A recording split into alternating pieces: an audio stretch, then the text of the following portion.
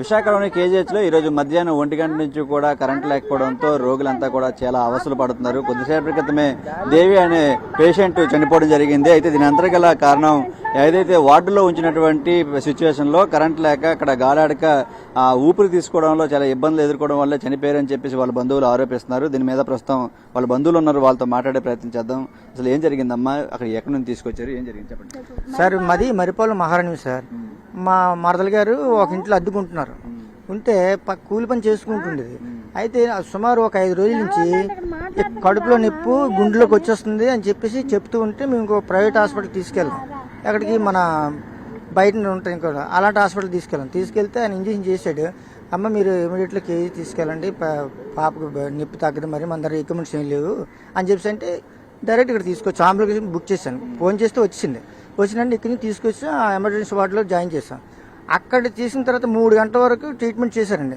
Blood తీసి ఆ night time అన్నీ చేసిన తర్వాత ఉదయాన్నే చేసి అక్కడి నుంచి ఇక్కడికి ట్రాన్స్ఫర్ చేసిన తర్వాత అక్కడ ఇచ్చిన తర్వాత తెల్లవారి మా అబ్బాయి వచ్చేసాడు, నిద్ర లేదని వచ్చేసాడు. నేను వచ్చేసాను, అంటే కలిసాను. తెల్లవారి నుంచి బాగానే ఉంది, అన్నీ ఉన్నాయి, తిరుగుతుంది, పాస్కి వెళ్తుంది, పడుకుంటుంది, నీళ్ళు తాగుతుంది అని చెప్తుంది. కానీ నేను తింటం లేదు. అప్పుడు నేను మేడంకి చెప్పాను, ఏమా ఇవి కడుపులో అన్నం లేదు, కనీసం గ్లూకోజ్ వాటర్ ఎక్కిస్తే బాగుంటుంది అంటే రాత్రి ఒకటి ఎక్కించారు, తెల్లవారు ఒకటి ఎక్కించారు, మధ్యాహ్నం ఒకటి నేను చెప్తే ఎక్కించి ఏం చేశారంటే సగం అవుతుండగా పాస్కి వస్తుంది. ఇవిడికి పాస్కి వస్తుంటే చూది రాగేసుకోబోతుంది. అప్పుడు వాళ్ళు పిలిపించి అది దానికి బిరడ వేయించి పాస్కి తీసుకెళ్ళి చక్కగా ఒక్కరు తెలిపోయింది. పాస్కి వచ్చి మళ్ళీ కూర్చున్న తర్వాత నేను చెప్పానేమో సగం ఆగిపోయింది కదా, అది కూడా ఎక్కించండి బాగుంటుంది అంటే ఇప్పటికైనా రాత్రికి ఎక్కిస్తామండి అనేసి ఒక పాప చెప్పింది. మరి ఇంకా రాత్రి చెప్పారని చెప్పి నేను వాళ్ళకు ఉండిపోయాను. అప్పుడు ఏం చేశాను, తెల్లవారి నుంచి ఏం తినలేదు, ఆకలి వేసేస్తుంది నాకు. అసలు మంచిని కూడా తాగడానికి ప్లేస్ లేదు, నాకు వెళ్ళడానికి ఛాన్స్ లేదు. ఎన్ని బోల్డ్ టెస్టులు, ఈ రోజైతే 7 టెస్టులకి వెళ్ళాను, 27 వరకు వెళ్ళాను.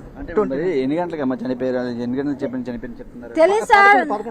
నేను ఇప్పుడు 11 గంటలకు వచ్చాను సార్ ఇక్కడికి. అంటే ఇంటికి వెళ్ళి నేను అన్ని పట్టుకొని క్యారేజ్ దాని బట్టలు అన్ని పట్టుకొని నేను వచ్చాను. వచ్చేటప్పటికి ఇలా పడుకొని ఉంది, దేవి దేవి అని లేపుతుంటే పిన్ని పిన్ని అనేసి మా పిల్లడు లేపుతున్నాడు. నాకు అప్పుడు అమ్మ పిండిలో చచ్చిపోయిందని చెప్పిపోతాడు. నేను అరుచుకొని కింద దిగిపోయాను. అక్కడ అంటున్నారు మిగతా నర్సులు వాళ్ళందరూ, అమ్మ ఇక్కడ అరకమ్మ మిగతా పేషెంట్లు డిస్టర్బ్ అవుతారు. ఇప్పుడు మనిషి పోయిందని మనం ఏడుస్తామా, మిగతా పేషెంట్ల గురించి మనం ఆలోచిస్తామని చెప్పండి ఒకసారి. అప్పటికి చెప్తూనే ఉన్నా, మాకు ఫోన్ నంబర్ కూడా ఇచ్చాము. ఆడిపోతుంది, గాలి లేక లైట్లు లేవు, గాలి లేవు, ఊపిరి పీల్చుకోలేకపోతుంది, కరెంట్ లేదు సార్. మీరు కూడా ఇప్పుడు చెప్పారు కదా వచ్చి ఆక్సిజన్ లేక చాలా సీరియస్ అయిపోయింది, ఒక పేషెంట్ చాలా సీరియస్ అయిపోయారని మీరు కూడా చెప్పారు కదా. ఇప్పుడేమో మా చెల్లి చచ్చిపోయింది కదా, ఇప్పుడు కరెంట్ లేక కాదు, తనకి హెల్త్ ప్రాబ్లమ్ వచ్చి చనిపోయిందన్న. మధ్యాహ్నం నేను ఫోన్ లో విన్నాను సార్, లంచ్ టైంలో నేను మాట్లాడాను. దేవి ఎలాగుంది అంటే బాగానే ఉంది అక్క, కాకపోతే గాలాడట్లేదు, కరెంట్ లేదు, నాకు ఆక్సిజన్ అందట్లేదు అని చెప్తుంది నాకు.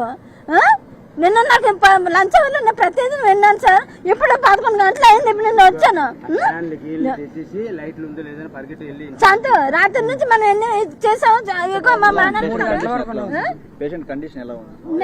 రాత్రి అయితే మమ్మల్ని ఇక్కడ కేజీహెచ్ దగ్గర అయితే కొన్ని లక్షల మంది బతుకుతారండి, దాంట్లోనైతే డౌట్ లేదు. ఇక్కడైతే ఎవరినైనా కాపాడగలరు. కానీ రాత్రి వరకు వస్తే మాత్రం సరైన డాక్టర్లు లేరు. ఎవరు చూసినా జూనియర్ డాక్టర్లు సీనియర్ డాక్టర్లు తెలీదు, ఎవరు ఏది చెకప్ చేస్తున్నారో తెలియదు. వీళ్ళు ఆడి చూపితే రాత్రి 3 టెస్ట్. నిన్న రాత్రి అయితే బాగానే ఉంది, నేను రాత్రి అయితే బాగా నేను ఇంటికి వెళ్ళిపోయాను. నాకు కూడా అయితే మా మామయ్య అనమాట, మా చిన్నత్త ఆవిడ. నేను రాత్రి అంతా ఉండి 3 గంటలు నేను ఇంటికి వెళ్ళాను. మా నాన్నగారు కూడా చిన్న ఫ్యాక్చర్ అయితే అతని దగ్గర ఉన్నాను. ఇప్పుడు తెలిస్తే నేను వచ్చాను, కానీ రాత్రి పరిచిస్తే మేమైతే ఏంటి తిప్పుతున్నారు నాకేం అర్థం అవ్వలేదండి. నిజంగానే బెస్ట్ డాక్టర్లు ఉంది ఇక్కడైతే, అన్ని చేస్తారు. రాత్రి వరకు వస్తే మాత్రం గందరగోళంగా ఉంది. ఏ డాక్టర్ చూస్తున్నారు, డాక్టరా కాదా అంటే ఇలాగ తోపుడు బండ్లు ఉంటాయి కదా సార్, ఇలాగ అమ్మ పేషెంట్ ని పలానా తీసుకెళ్ళాలి అనేసి అంటున్నారు. మళ్ళీ ఇలా అంటున్నారు, సరే ఇస్తాం అని చెప్తున్నాం, కానీ జాగ్రత్త తీసుకుని వాళ్ళు ఇష్టసారం తీసుకెళ్తున్నారు. ఇలాగ చూస్తుండగానే రాత్రి ఒక పేషెంట్ ని బెడ్ మీద నుంచి అలా వీల్ చైర్ మీద లాగా పెట్టి దబ్బమని వడిచేశారు. కొంచెం ముందుకెళ్ళేటప్పుడు ప్రాణం పోయింది ఆవిడకి. మా పెద్ద అబ్బాయి చూశాడు, అమ్మ ఇలాగ ఆవిడ ఆంటీ చనిపోయిందమ్మా అని చనిపోతాడికి. అందుకే రాత్రి ఈ రోజేమో ఉన్ను అని కల్లారా నేను చూసానమ్మా, నన్ను ఉన్ను నాకు భయం వస్తుంది అనుకుని వెళ్ళిపోయాడు. ఇప్పుడు వీళ్ళందరూ కూడా ఫోన్ చేశారు, ఇప్పుడు అందరూ వస్తున్నారు.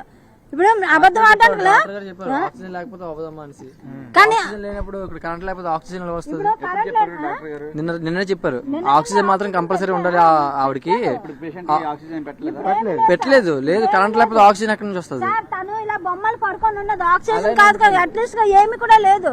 మేము ఫోన్ నెంబర్లు కూడా మా నాన్నగారు ఇచ్చాం, ఇన్ఫర్మేషన్ ఇవ్వండి అని చెప్పాం, కానీ ఏ ఇన్ఫర్మేషన్ కూడా మాకు ఇవ్వలేదు. మరి దాన్ని బట్టి మేము ఏమనుకోవాలి ఒకసారి అర్థం చేసుకోండి. కేజీహెచ్ అంటే లేని వాళ్ళు ఉంటారు, పేదవాళ్ళు లాంటి వాళ్ళు ప్రతి ఒక్కరు వస్తారు, కాదని అనలేదు. కానీ ఒక పేషెంట్ ని బతుకున్న మనిషిని చంపేయడం ఏంటి అని అడుగుతున్నాను. ఈ పరిస్థితి ప్రస్తుతం గత కొన్ని గంటల నుంచి చూస్తున్నా 7-8 గంటల నుంచి కూడా ఈ విధంగా కేజీహెచ్ లో పూర్తిగా కరెంట్ పోవడంతో పేషెంట్లంతా కూడా చాలా ఇబ్బందులు ఎదుర్కొన్నారు.